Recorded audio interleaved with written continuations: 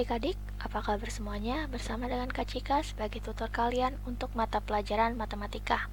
Kali ini kakak akan membahas tentang sifat-sifat operasi hitung pada bilangan cacah. Tapi sebelum itu, kita akan membahas sebentar tentang bilangan cacah. Untuk bilangan cacah, itu merupakan himpunan bilangan yang tidak negatif.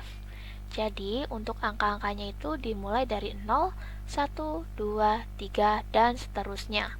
Kalau dilihat dari garis bilangan, untuk yang menggunakan angka 0 sampai ke arah kanan, berarti yang positif, itu disebut bilangan cacah. Tapi kalau dimulai dari angka 1 sampai seterusnya, itu disebut bilangan bulat positif. Tapi, kalau untuk yang ke arah kiri, yaitu yang ada tanda negatifnya atau strip, sebelum angka itu disebut bilangan bulat negatif. Sifat-sifat operasi bilangan cacah itu terbagi menjadi 3, ada komutatif, ada asosiatif, dan ada distributif. Untuk komutatif itu terbagi menjadi 2, ada komutatif penjumlahan dan komutatif perkalian. Asosiatif juga sama, terbagi menjadi 2, yaitu asosiatif penjumlahan dan asosiatif perkalian. Untuk yang distributif itu adalah campuran, jadi dia ada penjumlahan pada perkalian atau pengurangan pada perkalian. Kita akan bahas satu persatu. Untuk sifat komutatif itu bisa dengan nama lain dengan pertukaran. Jadi, angka bilangan yang jika ditukar, maka hasilnya akan tetap sama. Kita bahas tentang komutatif penjumlahan. Untuk komutatif penjumlahan, itu rumusnya adalah A ditambah B sama dengan B tambah A. Jadi, yang ditukar bila angka bilangannya ini, hasilnya akan selalu sama. Kita kasih contoh ya. Contohnya ini, 3 ditambah 6. 3 tambah 6, berarti 3-nya ini adalah A, 6-nya adalah B. Jadi, untuk komutatifnya, jadinya 6 ditambah 3. Apakah hasilnya sama? Kita hitung dulu bagian kirinya. Untuk 3 tambah 6 maka hasilnya 9. 6 tambah 3 hasilnya 9. Oke, ini karena hasilnya sama, berarti ini juga termasuk komutatif penjumlahan. Angkanya hanya ditukar saja. Coba lagi, untuk 9 ditambah 2. Jadi, 9-nya adalah A, B-nya adalah 2. Jadi, untuk B tambah A-nya adalah 2 ditambah 9. 9 tambah 2, maka hasilnya 11. 2 tambah 9 juga hasilnya 11. Nah, hasilnya sama. Selanjutnya, kita ke komutatif perkalian. Komutatif perkalian, rumusnya itu A kali B sama dengan B kali A. Kita kasih contoh adalah 5 kali 7. 5-nya adalah A, 7-nya adalah B.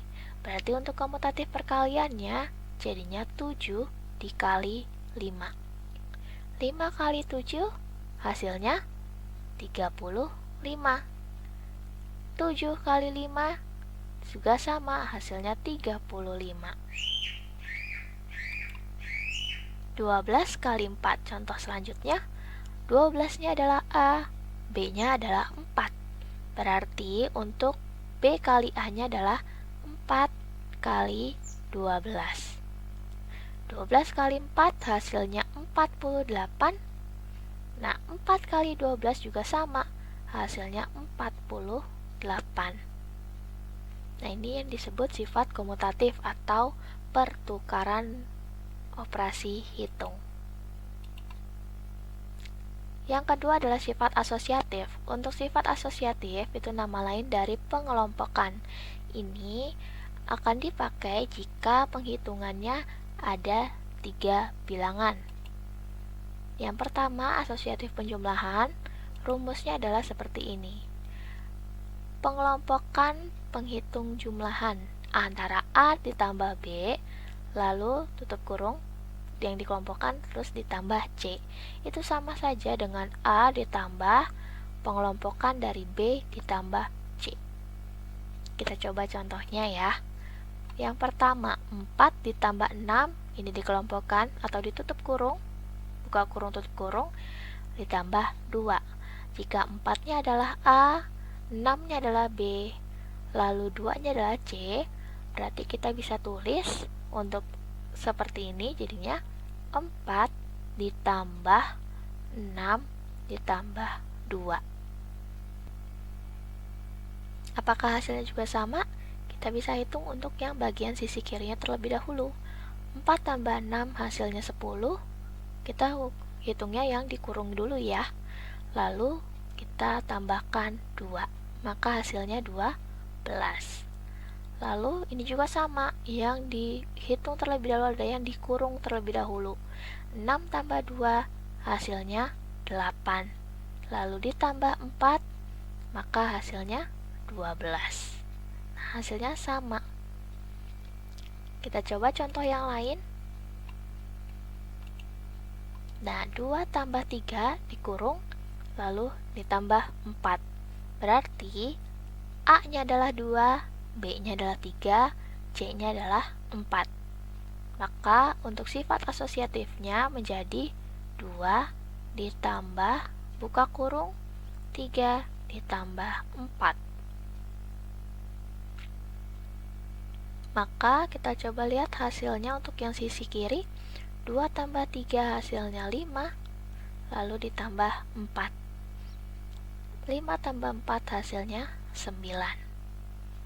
Lalu untuk yang sisi kanannya, 3 tambah 4 hasilnya 7, lalu ditambah 2. 7 tambah 2 atau 2 tambah 7 hasilnya 9. Berarti sama. Nah, ini yang disebut dengan asosiatif penjumlahan. Selanjutnya ke asosiatif perkalian. Untuk asosiatif perkalian, rumusnya buka kurung A kali B, tutup kurung, dikali C, itu sama dengan A dikali buka kurung B kali C, tutup kurung. Contohnya seperti ini. 2 kali 3 dikurung, dikali 5. Maka angka 2-nya itu adalah A, 3-nya itu adalah B, C-nya itu adalah 5. Ya, jadi A-nya 2, B-nya 3, C-nya 5. Berarti untuk asosiatif perkaliannya jadinya 2 dikali 3 kali 5. Kita coba ya. 2 kali 3 itu hasilnya 6. Baru kita kalikan dengan 5. Ingat, penghitungan jika ada yang dikurung, berarti yang dikurung dulu yang harus dihitung.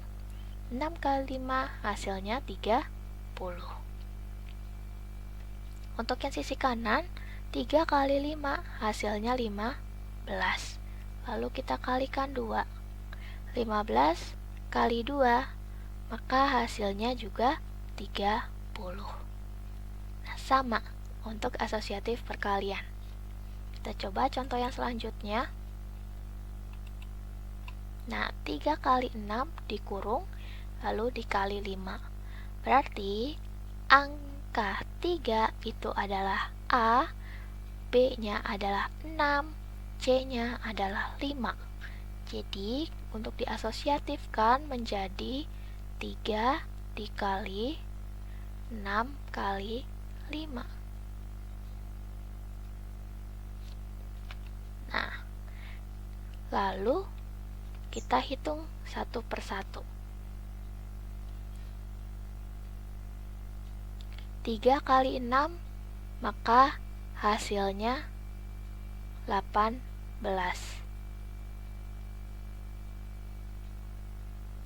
Lalu dikali 5, maka hasilnya 90.